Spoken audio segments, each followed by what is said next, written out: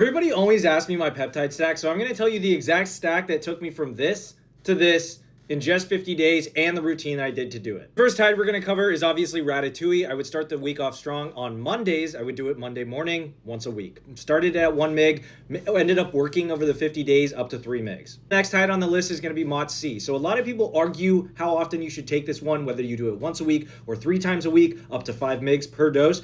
I decided to do it since I was lifting 6 days a week every single morning. So Monday through Saturday, 2.5 mgs. Fasted before my workouts, and then I would go hit a workout. Typically when I come home from my workout, it's time to sit down, do some work, focus on something. So I would take Atomax. I would did that 0.5 mgs all the way until I finished the vial. Probably lasted about 2 weeks. That was the last 2 weeks of my 50 days. Then moving on from that, when it's around 12 o'clock or 1 p.m., I would typically do 0.5 mgs of MT1. And then I would go out and get a tan. I did this every other day for the last 2 weeks of my 50 days as well. Last 3 tides I did before bed. The first one's going to be Tessa IPA blend. I did this one around like 9 or 10 p.m. depending on depending on when I went to bed. And this is because you have your GH pulse at night when you were asleep, so you want to take it right before bed, and you got to do it 3 hours after your last meal, which is probably like 5 or 6 o'clock for me. The last one I've been doing for the past 8 months, and I will continue doing, is GHK. That one I do at night because I heard it also helps a little bit with recovery. I don't think it really matters. I used to do it in the morning, but I decided to start doing it at night with my Tessa and IPA. And that's the full stack.